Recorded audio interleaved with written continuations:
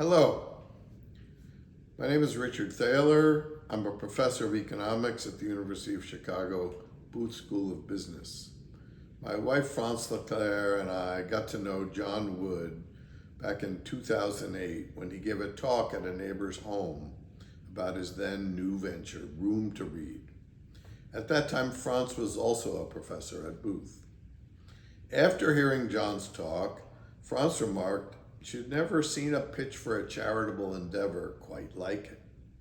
John's presentation had PowerPoint slides, complete with graphs, metrics, benchmarks, and a major emphasis on ROI, return on investment. While we were used to hearing emotional stories about the impact of a donation, no one had ever argued that we should donate because it creates a lot of good per dollar of donation. Turns you can't take all the Microsoft out of John or that MBA. So we liked John's talk and gave a donation, and later we were able to give a somewhat larger but still modest amount of money, which, with the required support from the local community, John's team managed to construct a new schoolhouse in a remote village of Nepal, along, of course, with plenty of books. We're talking an entire, albeit small, school built with money that would barely pay for a home garage in the US. And I'm talking a one-car garage. Hundreds of kids have attended that school by now.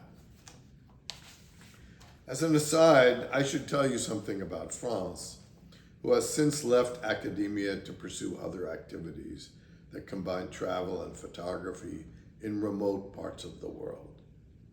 When John told us the school was finished, France said, "Great, when can I go visit?" I'm not saying she didn't trust John. It's more that she believes in doing her due diligence. So, after a journey to Nepal and a schlep into the hinterlands, including a long ride on the back of a motorcycle, followed by a trek into the mountains, she arrived at our school. The whole village turned out to greet her, though the gifts they had for her suggested they were pretty sure they were going to be meeting a man. France promised she would bring the gifts back to her husband and went on meeting with the students, delighted by the fact that more than half of them were girls education being a key part of Room to Read's mission and an important motivator for our involvement. The fact that everyone in the village expected France to be a man is one of the many things we need to change in poor countries, and some rich ones as well. Naturally, when John told us he was going to start a new initiative called YouGo, we were eager to hear about it. Unsurprisingly, YouGo shares the underlying mission of Room to Read, which is to encourage education in poor countries. This time it aims to provide higher education for young women. And it's also not surprising that John is back to talking about his favorite phrase, ROI. Why is YouGo's return on investment so remarkable? Two reasons. The first is that your charitable donations buy more good stuff per dollar in poor countries. Just as American dollars go a long way in a rural village in Nepal, so do they in Bangladesh and Vietnam, where YouGo is starting. It costs just $800 to send a girl to school for a year. And this is boarding school. I don't need to tell you how this compares to tuition in our country.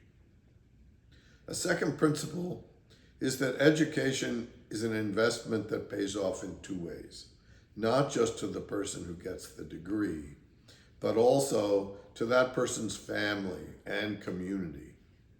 The old saying is, give a man a fish and you feed him for a day, teach a man to fish and you feed him for a lifetime. That's true, of course, but it's even more true if we replace the man in that story with a young woman who will spend 90% of every dollar she earns helping her family and communities. We are pleased that the playing field for women in the U.S. labor market has improved over our lifetimes, with the opportunities for young women catching up and in some cases even surpassing that of young men, though we still have lots of work to do. But this progress has not been duplicated or even begun in many parts of the world. To an economist like me, this is an intolerable waste of talent and energy. Just imagine the good that can come from helping some young woman go on to be a teacher, a healthcare provider, an engineer, or even an economist, which is the goal of an impressive young woman you are about to meet via video.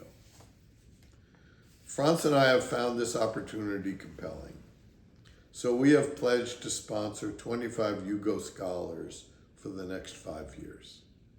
Of course, if you're paying attention to what is happening around the world these days, you know there are too many crises to name.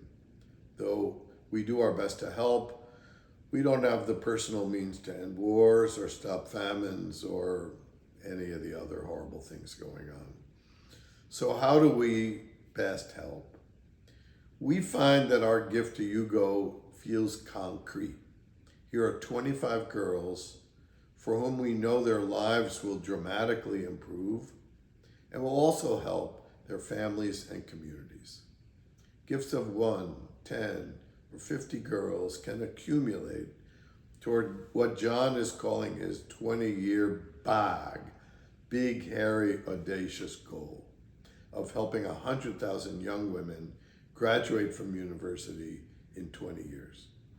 Just imagine what this will do to the world. As John will surely remind you, it's a high ROI project. Good luck, John.